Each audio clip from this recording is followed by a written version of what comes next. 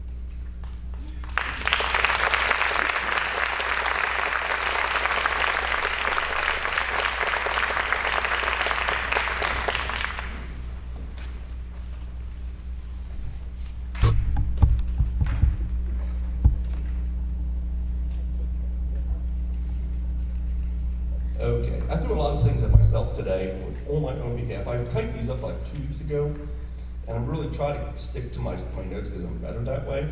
And now, we decided like this week, we're gonna change not only the live audience, because some of us didn't talk about live audience, and secondly, we decided to switch the last 2 numbers. So my notes are all over the place. So I'm gonna do my best to make sure I read the right one. Our next selection, actually, and for your programs, it's the one at the end, is going to be a different, completely different style music that you just heard. And I try to change them up at the beginning of the year. We do a lot of sacred music at the beginning of the year, basically, because choral literature, if you look at the percentage of choral literature at sacred versus secular, it's hugely sacred.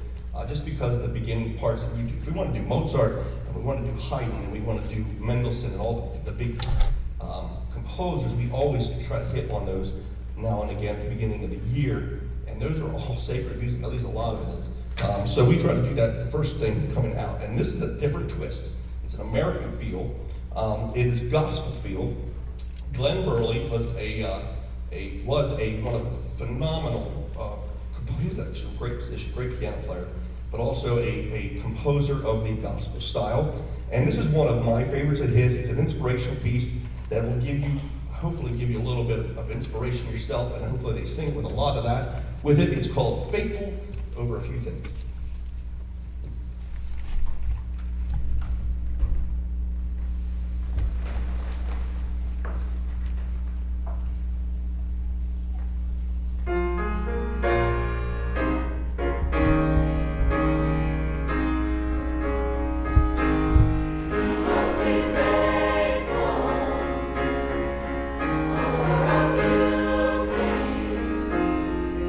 To be ruler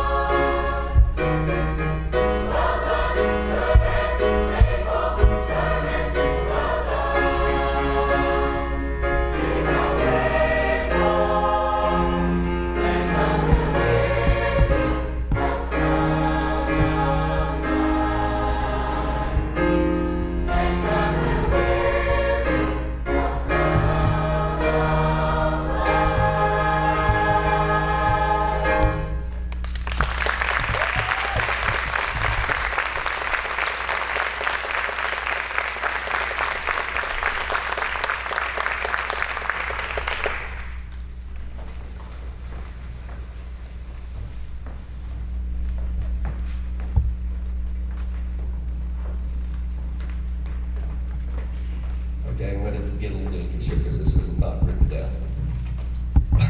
I have to say it. While they get set up for this last piece, it's been more than interesting for a fall season, as you might already have known. But I got to tell you, these kids are resilient. They really, really are. They all walked in the door the first day of school, and we're all looking at each other like, how are we going to get through this? And we did. They worked so hard. And they've been so cooperative. This has been awesome, an awesome fall. I know that it's weird hearing that, but it has been. It's been really good working with them. I've been so excited to know that we had an audience this week. It was like a nice surprise because it's kind of weird performing for a dead audience and no one's here. So it's awesome to see him here today, and I'm just so proud of them. So I thank them for all they have done. They're used to being on risers. There's a reason we're not on risers is because we need to spread out a little bit more. Choral risers do not do well with that. So that's the reason why, and it's weird. I know you can't see your son or daughter as well this way, and they spread out. They can't, they have the shield and the masks and all this stuff going on that inhibits some of their volume sometimes, but they got to push more. They've learned to do that, but also spreads them out more, and it kind of makes it more difficult for them. But it challenges their ear a lot more as well. I think they're learning and growing musically, so it's awesome to have that.